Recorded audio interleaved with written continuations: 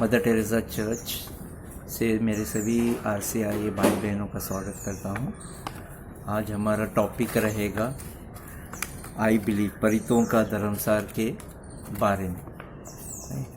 Church हमें परितों का धर्मसार का एक प्रेयर सिखाती है, जिसमें पूरे भगवान को एक रूप में बताया जाता है। जैसे भगवान क्या है? पिता, पुत्र और पवित्र आत्मा है, और उसे हम ये प्रार्थना में बोलते हैं। आज मैं इसके बारे में आपसे बात करूँगा। पहली बात तो पिता एक क्रिएटर है, बनाने वाले, पिता का रोल, क्योंकि ये जो प्रेयर है इसके अंदर आपको पिता का नाम आएगा, पुत्र का, यीशु क्रिस्त का नाम आएगा, पवित्र आत्मा आएगा, उसके बाद आपको चर्च के बारे में आएगा, हमारी बॉडी के बारे में आएगा। तो मैं आपको थोड़े शॉर्ट में एक एक करके थोड़ा बताता हूँ। पहला क्रिएटर, जैसा हम बोलते हैं आई believe in God the Father almighty. Believe in God मतलब मैं विश्वास करता हूँ क्रिएटर, बनाने वाला, रचयिता को। ये बनाने वाला कौन है? जिन्होंने पूरी पृथ्वी बनाई, उसे हम देख नहीं सकते, ही इज़ गॉड, वो भगवान है, जिसे हम पूरी तरह महसूस तो नहीं, लेकिन हम उसे रिश्ता बना सकते हैं, हम उसे देख नहीं सकते। वो है क्रिएटर, ठीक, सृष्टिकर्ता, सब बनाने वाला। तो वो, उसके बाद हम आते हैं यीशु की तरफ। Yeshu, I believe in God the Father Almighty, creator of heaven and earth. Heaven मतलब स्वर्ग, अर्थ धरती, who made heaven and earth. I believe in Jesus Christ, कि मैं प्रभु यीशु में विश्वास करता हूँ। प्रभु यीशु कौन है? वो रिडीमर है, जो पिता ने उनको हमारे लिए भेजा, जिन्होंने मरियम के पवित्र आत्मा के थ्रू जन्म लिया, धन देकर। रिडीमर, प्रभु यीशु रिडीमर है। रिडीमर का मतलब धन देकर बचाने वाला, छुड़ाने वाला, पापों से हमें जो छुड़ाता है। ये एक राज है कि प्रभु यीशु इंसान भी है, भगवान भी है। वो इंसान के, मरियम के पेट में पवित्र आत्मा जब आती है, तब वो भगवान इंसान में आता है। सो ही इज़ बोथ, वो दोनों है, भगवान भी है और इंसान भी है। Okay, I believe in God, I believe in Jesus, who was conceived by the power of the Holy Spirit, born of the Virgin Mary, Maryam के थ्रू उनकी पैदाइश हुई। I believe in the Holy Spirit। अब ये पवित्र आत्मा कौन है? पवित्र आत्मा को जानना, उतना आज तक पवित्र आत्मा को पूरी तरह कोई नहीं जान पाया है। पवित्र आत्मा क्या है? वो पिता का एक हिस्सा है, पिता और पुत्र का। जैसा आप जेनेसिस चैप्टर 1 वर्स 2 में देखोगे, जब भगवान ने सब कुछ बनाया तो कुछ नहीं था, तो सिर्फ गॉड का जो रूहा था वो पृथ्वी पर चल रहा था। तो वो स्पिरिट ऑफ गॉड वही है पवित्र आत्मा। वो पवित्र आत्मा से मरियम से यीशु आए, इनकारनेट हुए, और वही जब यीशु मरे तो वही पवित्र आत्मा, उन्होंने कहा मैं तुम्हें असहाय न छोड़ूंगा, मैं पवित्र आत्मा तुम्हें दूंगा, और तुम जब भी पुकारोगे वो पवित्र आत्मा तुम्हें सिखाएगा क्या करना है, कैसे बोलना है, कैसे ये करना है। तो वो होगा पवित्र आत्मा का ये हालचाल, पवित्र आत्मा। आई believe in God, I believe in Jesus, I believe in the Holi spirit. ये हुए 3 पवित्र आत्मा। उसके बाद Catholic church, I believe in the one, एक, होली, पवित्र, कैथोलिक और अपोस्टोलिक। ये चर्च में हम विश्वास करते हैं। ये हम परितों का धर्मसार में ये हमारे अपने आप से ये कहते हैं कि हम इसमें विश्वास करते हैं। हमें चर्च पवित्र क्यों है? इसलिए नहीं कि मैं पवित्र हूँ या कोई वो प्रेयर करता है वो पवित्र है। चर्च पवित्र इसलिए है क्योंकि प्रभु पवित्र है। God is Holi, that's why the church is Holi. Church is one, क्योंकि पिता, पुत्र और पवित्र आत्मा एक है, इसीलिए चर्च एक है, वन होली, ये हम उस प्रेयर में बोले हैं। अपोस्टोलिक इसीलिए है क्योंकि वो अपोस्टोलिक ट्रेडिशन से आता है। अपोस्टोलिक का मतलब देवदूत संबंधी, ये देवदूत संबंधी। अपोस्टल और डिसाइपल में फ़र्क है। अपोस्टल्स यीशु के 12 अपोस्टल थे, तो वो ट्रेडिशन से ये क्रीड आता है, इसीलिए इसको अपोस्टलिक क्रीड बोलते हैं। और वो क्रीड में ऐसा सिखाया जाता है कि चर्च से ये है कि I believe in the one holy Catholic and apostolic church. उसके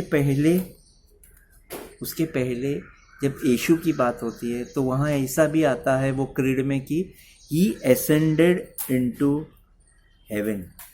ही एसेंडेड इनटू हेवन, हम हमारे मुंह से वो बोलते हैं। एसेंडेड मतलब वो स्वर्ग में चढ़े। ही एसेंडेड इनटू हेवन, प्रभु यीशु स्वर्ग में चढ़े। और उसके बाद हम बोलते हैं कि फिर अपोस्टल क्रीड में ऐसा भी आता है ही डिसेंडेड इनटू हेल। ऐसा नहीं बोलते हैं, डिसेंडेड का मतलब उतरना, ओके, उतरना। वो नर्क में उतरे।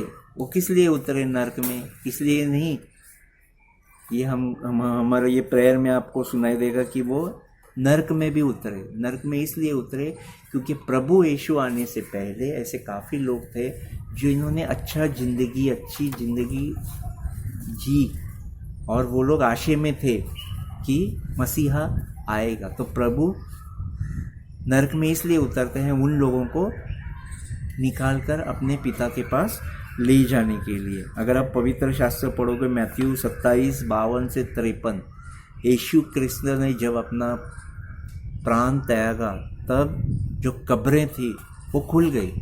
ये कब्रें सबकी कब्रें नहीं थे, जो लोगों ने अच्छी ज़िंदगी जी वो लोगों की कब्रें थे, ये खुल गई। और ये लोग कब्र से उठने के बाद गाँव में गए, पवित्र गाँव में गए और लोगों को दिखाई दिए। तब लोगों को पता था ये लोग अच्छी ज़िंदगी जीते थे। तो प्रभु यीशु की मौत और उनका नरक में उतरना यही है कि वो उनसे पहले जो लोग प्रभु के हिसाब से चलते थे वो लोगों को वो अपने पास ले जाते हैं। तो इसीलिए ये इसमें आता है कि he ascended into heaven, he descended to the dead, मृत्यु में वो गए, वो फिर से आएंगे। ही विल कम टू जज the living and the dead. जज का मतलब न्यायाधीश, वो जज करेंगे जो लोग जिंदा है और जो लोग मर गए वो भी। फिर मैंने चर्च के बारे में आपको बोला, I believe in the one holy Catholic and apostolic church.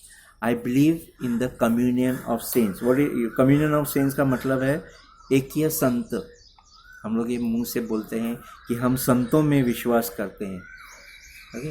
अभी कैथलिक चर्च में कितने संत हैं यीशु से लेके आज तक? 10,000 से भी ज़्यादा संत हैं क्रिस्ती चर्च में।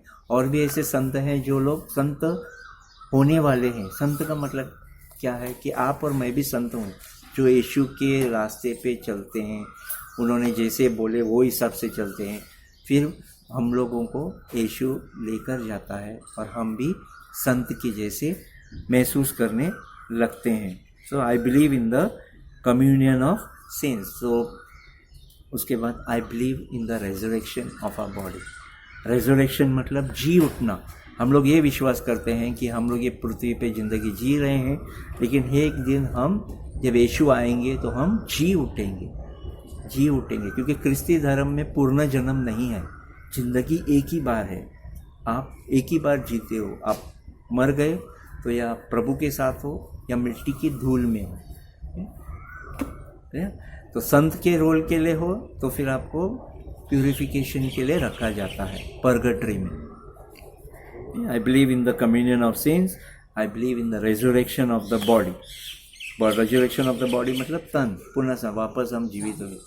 आई believe in the end life everlasting. आमीन। लाइफ एवरलास्टिंग मतलब हम हमेशा प्रभु के पास ही रहेंगे।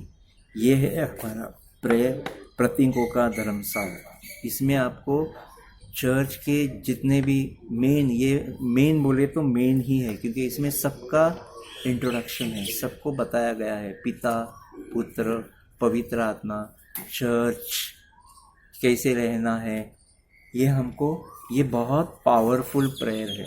ये चर्च में बोलते हैं। ये प्रेयर जब हम बोलते हैं तो हमें कोई ज़बरदस्ती नहीं कर रहा, हम अपने आप से बोलना चाहिए। क्योंकि बोलते हैं जब ये हम आप से बोलते हैं तो शैतान भी डरने लगता है, क्योंकि वो नहीं चाहता कि हम प्रभु की स्तुति करें। तो हमें प्रभु की स्तुति, जब हम ये प्रेयर, अभी देखो ऐसे सिचुएशन है कि सब घबराहट है, चीज़ें हमारे पक्ष में नहीं है, तभी हमें ज़ोर से ये बोलना है, अपने घरों में भी बोलना है। कहीं अपवित्र आत्माएं हैं तो वो भी घबरती हैं ये प्रेयर ज़ोर से बोलने से। ठीक है? आप घर पे हो तो घर में भी बोलो, 3 बार बोलो, 4 बार बोलो, ज़ोर ज़ोर से बोलो, आई believe in God the Father almighty. क्योंकि ये प्रेयर आपको कोई ज़बरदस्ती नहीं करता और कोई आपको धक्का नहीं देता, ये आप खुद से बोलते हो। इसीलिए शैतान ज़्यादा डरता है, खुद से बोलने वाली चीज़ों से शैतान ज़्यादा डरता है। और जब उनकी ताकत धीरे धीरे बढ़ती है तो वो घरों में ही रहते हैं और घरों से बाहर निकलने की कोशिश नहीं करते। घरों में रहते हैं, मतलब गुस्से के रूप में, एंग्जाइटी के रूप में, एक दूसरे को गिराने के, ये सब चीज़ों में वो बढ़ते हैं। लेकिन हमें अपने आप में बोलना है कि मैं प्रभु में विश्वास करता हूँ, पवित्र आत्मा में, चर्च में, और तभी ये सब, इनका जो पावर है वो कम होता है और ये धीरे धीरे हमारी ज़िंदगी से निकलते हैं। फिर प्रभु की आत्मा हमें प्रभु के पास लेकर जाती है। तो ये था आज का टॉपिक भाई और बहनों, कि आप भी घर में बोलो परितों का दरसा, 1 बार, 2 बार, 3 बार, 4 बार, जैसे आपको टाइम मिले वैसे बोलो। धन्यवाद। Thank you. आमीन।